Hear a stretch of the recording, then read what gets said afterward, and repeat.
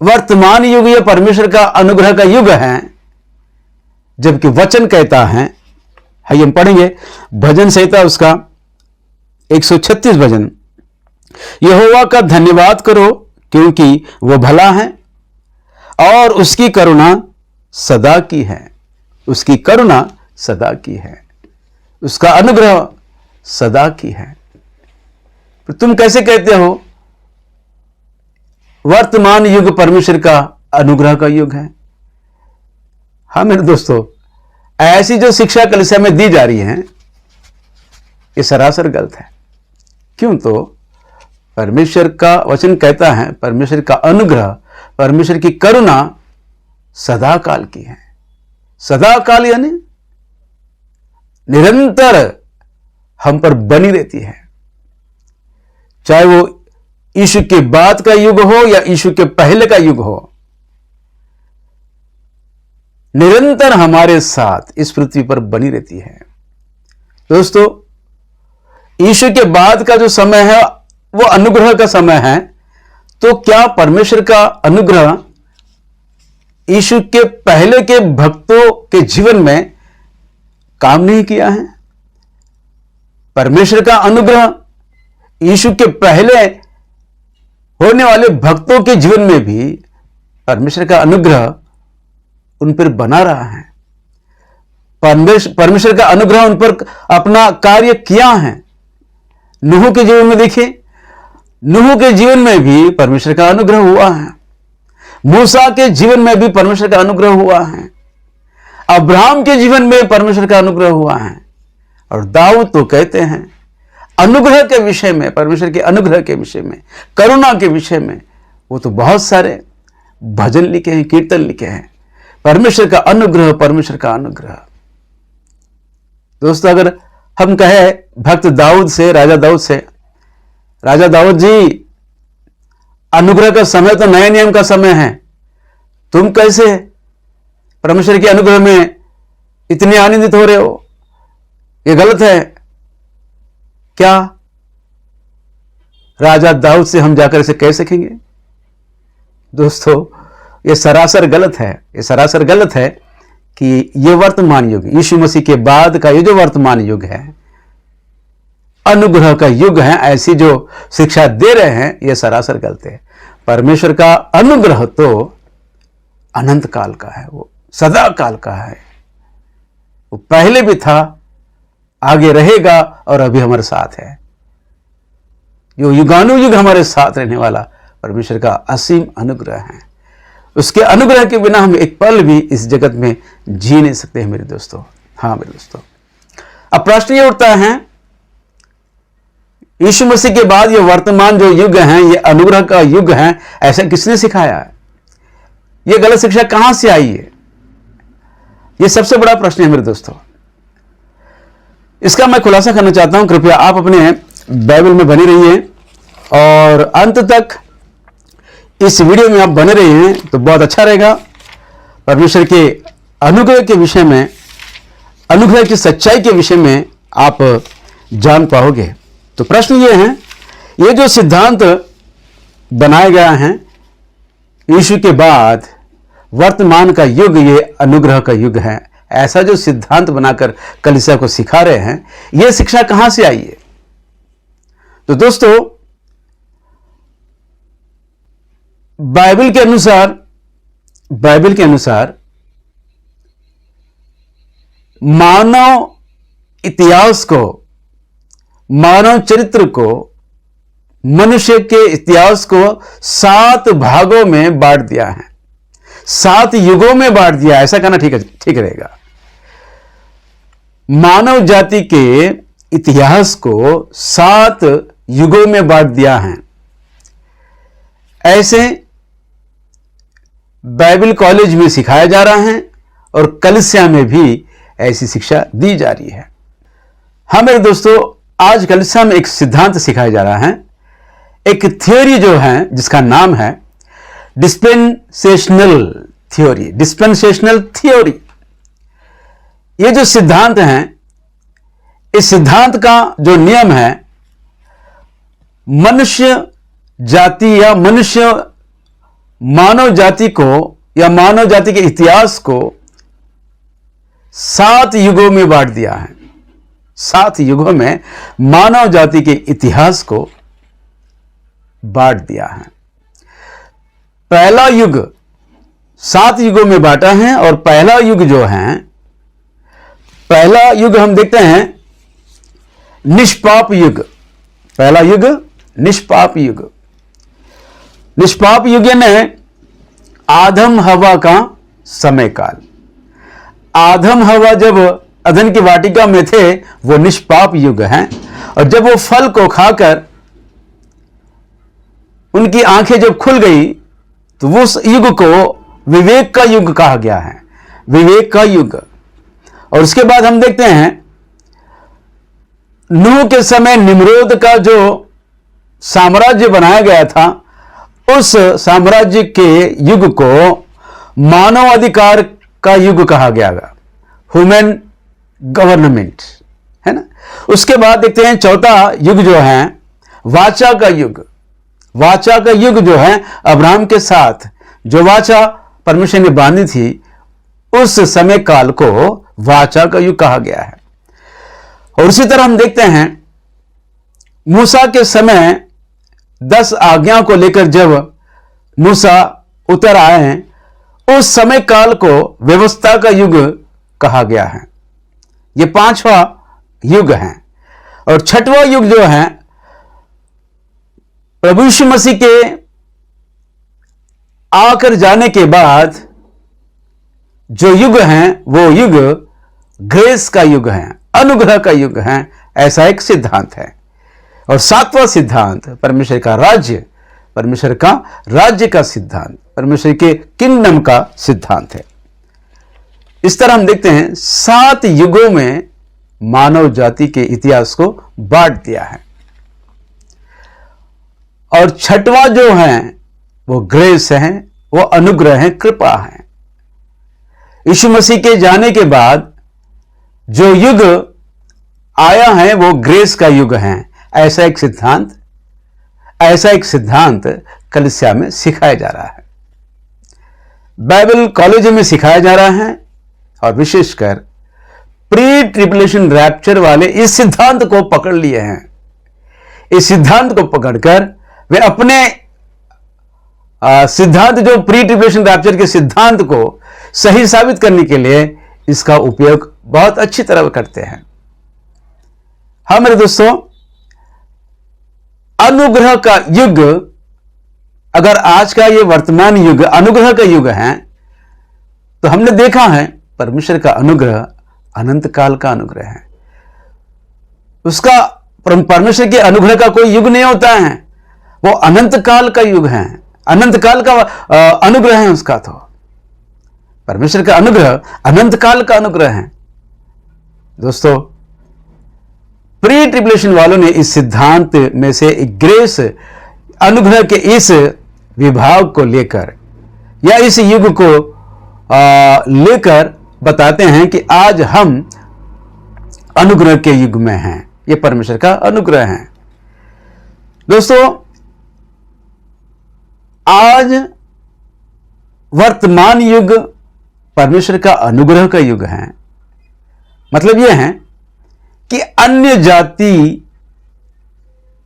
सुसमाचार, अन्य जातियों को सुसमाचार सुनने का समय है। अन्य जाति प्रभु यीशु मसीह के कलीसिया में प्रवेश होने का समय है। अन्य जातियों का समय है, अन्य जातियों के द्वारा बनाई गई कलीसिया का समय है, अनुग्रह का समय है। ऐसा एक सिद्धांत कलीसिया में सिखाया जा रहा है। और इसके पीछे अपने सिद्धांत को दृढ़ करने के लिए या फिर सही साबित करने के लिए प्रभु यीशु मसीह के द्वारा जो वचन कही गई हैं, उस वचन को लेकर फिर अपने सिद्धांत को और दृढ़ करके कलीसिया में सिखाते हैं। देखिए लूका रचित सुसमाचार उसका 21वां अध्याय, और हम देखते हैं 24वें वचन में, वे तलवार के कोर हो जाएंगे और सब देशों के लोगों में बंदी होकर पहुंचाए जाएंगे और जब तक अन्य जातियों का समय पूरा ना हो तब तक यरूशलेम अन्य जातियों से रौंदा जाएगा। अन्य जातियों का समय पूरा ना हो, यरूशलेम अन्य जातियों से रौंदा जाएगा। अन्य जातियों का समय यानी अनुग्रह का समय। इस अनुग्रह के समय में अन्य जाति सुसमाचार सुनकर प्रभु यीशु मसीह की कलीसिया में प्रवेश होते हैं। यानी कि कलीसिया आज जो वर्तमान युग में जो कलीसिया हैं, वो वर्तमान युग में जो कलीसिया हैं वो अनुग्रह का समय है। ऐसा एक सिद्धांत सिखाया जा रहा है। तो दोस्तों, आज का ये जो सिद्धांत है उसके पीछे इन्होंने जो वचन लिया है, प्रभु यीशु मसीह भी कहते हैं कि अन्य जातियों का एक समय काल है, जिसके विषय में फिर पवित्र आत्मा परमेश्वर ने प्रकाशित वाक्य में भी इसी बात को दोहराया है।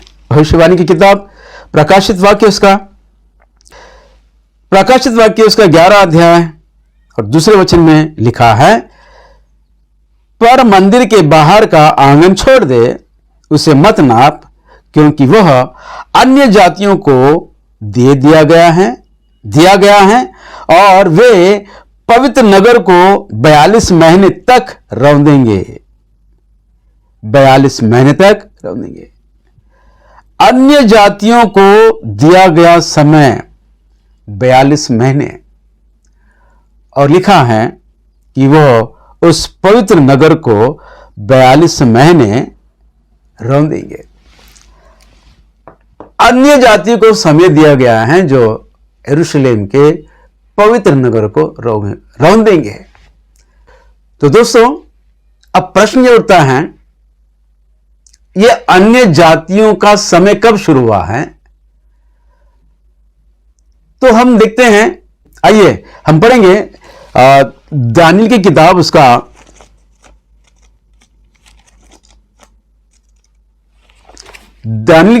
9वां अध्याय। 9वां अध्याय में हम देखते हैं, दानियेल को परमेश्वर ने 70 सप्ताह का समय दिया है। यरूशलेम का पुनः स्थापित करने के लिए परमेश्वर ने दानियेल को 70 सप्ताह का समय दिया है, और कहते हैं तेरे लोग और तेरे पवित्र नगर के लिए 70 सप्ताह ठहराए गए हैं। 9वां अध्याय दानियेल की किताब उसका 9वां अध्याय 24 वचन में लिखा है, परमेश्वर कहते हैं कि हे दानियेल, तेरे नगर को फिर बसाने के लिए 70 सप्ताह दिए गए हैं। और लिखा है 69 सप्ताह के पूरे होते अभिषिक्त काटा जाएगा।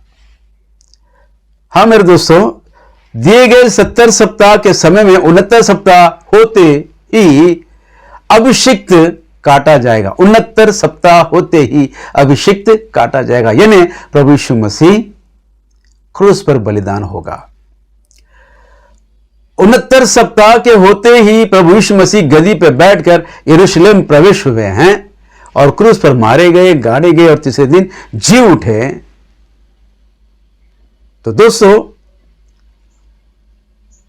पर 69 सप्ताह के पूरे होने के बाद 70वां सप्ताह अब तक शुरू नहीं हुआ है। 69 सप्ताह के पूरे होने से पहले यहूदियों के लिए समय दिया गया था, पर जब 69 सप्ताह हो गए, पूरे हो गए, यीशु मसीह अपने कार्य को, उद्धार के कार्य को पूरा करके चले गए, तो उसके बाद का जो समय है वह अन्य जातियों के लिए दिया गया समय है। 69 सप्ताह से पहले यहूदियों का सप्ताह था, पर 69 सप्ताह के बाद अन्य जातियों के लिए दिया गया सप्ताह है।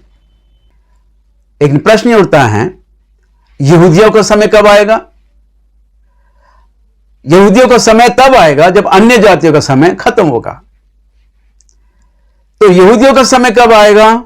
तो दोस्तों ध्यान दीजिए, यही दानियेल की किताब उसका 9वां अध्याय 27 वचन हम देखते हैं कि वो प्रधान वो प्रधान आएगा, बहुतों के संग वाचा बांधेगा और 1 सप्ताह का समय लेगा। 1 सप्ताह यानी 7 साल का समय, 7 साल का समय लेगा। और लिखा है कि बहुतों के संग वाचा बांधकर इस समय को लेगा। तो अंतिम मसीह विरोधी जब आकर 1 सप्ताह के लिए समय लेगा और रजिस्टर पर अपना सिग्नेचर करेगा, उस दिन 70वां सप्ताह प्रारंभ हो जाएगा, शुरू हो जाएगा। 70वां सप्ताह प्रारंभ यानी यहूदियों का समय प्रारंभ। जब यहूदियों का समय प्रारंभ है तो अन्य जातियों के लिए सुसमाचार का द्वार बंद हो जाएगा। अन्य जाति के लिए सुसमाचार का द्वार बंद हो जाएगा और यहूदियों के लिए द्वार खुल जाएगा।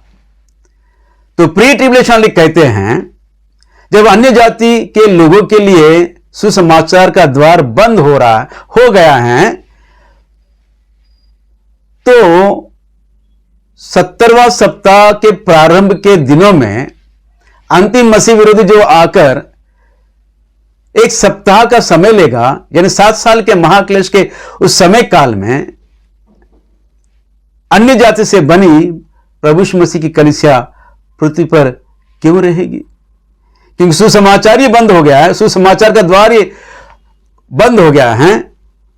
तो 7 साल के महाक्लेश से पहले, वो अंतिम सप्ताह के प्रारंभ होने से पहले कलीसिया उठा ली जाएगी। उसके बाद 7 साल का महाक्लेश शुरू होगा। ऐसा एक सिद्धांत है प्री ट्रिब्यूलेशन वालों का, प्री ट्रिब्यूलेशन रैप्चर वालों का यह सिद्धांत है। दोस्तों, अब तक जितना भी मैं कहा है ना, यह प्री ट्रिब्यूलेशन वालों का सिद्धांत की शिक्षा है। अब प्रश्न उठता है, अन्य जाति के लोगों को जो समय दिया गया है, अन्य जातियों का जो समय है वो कितने दिनों का समय है? तो हम देखते हैं प्रकाशित वाक्य में 11 अध्याय में, प्रकाशित वाक्य 11 अध्याय में हम देखते हैं 42 महीने वह पवित्र नगर को रौंदेंगे। अन्य जाति को जो समय दिया गया है वो केवल 42 महीने का समय है और लिखा है कि वो पवित्र नगर यरूशलेम को रौंदेंगे। इस शब्द को लेकर भी इन्होंने एक गलत सिद्धांत बनाया है। इनका सिद्धांत जो है, अन्य जाति यरूशलेम या पवित्र नगर को रौंदेंगे, इसका मतलब ये बताते हैं the time of gentile supremacy. इसका मतलब यह है, ये प्री ट्रिब्यूलेशन रैप्चर के सिद्धांतों की किताब में लिखी गई बात है। ये उनका एक सिद्धांत है। कहते हैं यरूशलेम पर अन्य जातियों का अधिकार रहेगा, यरूशलेम पर अन्य जाति अपना अधिकार चलाएगा। हां मेरे दोस्तों, ये बात सच है कि प्रभु यीशु मसीह के भविष्यवाणी के अनुसार यरूशलेम, यहूदी लोग पूरी तरह भटक गए थे और कम से कम 19 साल वे पूरे भारत देश के, पूरी दुनिया के देशों में फैल गए थे। और उसके बाद धीरे धीरे वे लोग यरूशलेम में इकट्ठा हो रहे थे और 14 मई 1948 को यरूशलेम फिर से बसाया गया है। यरूशलेम को फिर से बसाया गया है, यरूशलेम को आजाद किया गया है, यरूशलेम को स्थापित किया गया है। कब? 1948, 14 मई 1948 को। दोस्तों ध्यान दीजिए, 14 मई 1948 को यरूशलेम फिर बसाया गया है। फिर वो पूरे संपूर्ण अधिकार के साथ यरूशलेम के लोग अपने देश में रहने लगे। तो मतलब यह है कि अब अन्य जातियों का समय खत्म हो गया है, अन्य जातियों का समय बंद हो गया है। जब अन्य जातियों का समय बंद हो गया है तो सुसमाचार भी रुक जाना चाहिए था। सुसमाचार रोक दिया जाना चाहिए था, लेकिन आज भी सुसमाचार कल पृथ्वी पर सुनाया जा रहा है। सुसमाचार सुनकर बहुत सारे लोग प्रभु में आ रहे हैं। हम तुम आए हुए हैं, तो क्या हम सब यहूदी हैं? हम सब अन्य जाति हैं ना। अगर अन्य जातियों का समय पूरा जब हो जाएगा, जब यहूदियों के लिए द्वार खुल जाएंगे। अब हम देखते हैं कि 14 मई 1948 को यहूदियों का देश बस गया है, तो अन्य जातियों के लिए सुसमाचार रुक जाना चाहिए, पर ऐसा हुआ नहीं है ना। आज भी सुसमाचार सुनाया जा रहा है और अन्य जाति उद्धार पा रहे हैं। तो इसका मतलब यह है, इनका यह सिद्धांत सरासर गलत है। इनका जो सिद्धांत है प्री ट्रिबुलेशन रैप्चर, महाक्लेश में जाने से पहले कलीसिया जो उठा ली जाएगी, यह सिद्धांत सरासर गलत है। अब प्रश्न ये उठता है कि अन्य जाति के लोगों को कितना समय दिया गया है? तो 7 साल के महाक्लेश के उन दिनों में 42 महीने वो पवित्र नगर को रौंदेंगे यानी सुसमाचार सुनाएंगे, ना कि अधिकार चलाएंगे। ध्यान दीजिए मेरे दोस्तों, रौंदना यानी प्रभु यीशु मसीह के सुसमाचार को सुनाना है।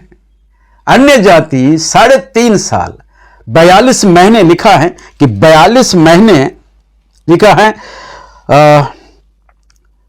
मंदिर के बाहर का आंगन छोड़ दे, उसे मत नाप, क्योंकि वह अन्य जातियों को दिया गया है और वे पवित्र नगर को 42 महीने तक रौंदेंगे। 42 महीने यानी कि 3.5 साल तक। 7 साल के महाक्लेश के उन दिनों में 3.5 साल तक अन्य जाति सुसमाचार सुनाएंगे, अन्य जाति की कलीसिया सुसमाचार सुनाएगी। और दोस्तों, और जब अंतिम मसीह विरोधी तो 7 साल का समय लेकर, 1 सप्ताह का समय लेकर, आधे सप्ताह में वो अन्न बलि और मेल बलि बंद करा देगा। बहुतों के संग वाचा बांधा कि मैं पूरे पृथ्वी पर शांति का राज्य स्थापित करूंगा, और इजराइल जो मान्य रहते हैं उनसे कहता है कि तुम अपनी आराधना करते रहिए, मैं तुम्हारे छड़ी नहीं आऊंगा। लेकिन पता चला कि आधे सप्ताह के बीतने पर उसने अन्न बलि और मेल बलि बंद करा दिया। हाँ मेरे दोस्तों, आधे सप्ताह के बीतने पर अंतिम मसीह विरोधी अन्न बलि और मेल बलि बंद करा देगा, और 42 महीने सुसमाचार सुनाने वाली परमेश्वर की कलीसिया 3.5 साल यानी कि आधा सप्ताह तक वो भी सुसमाचार सुनाएगी।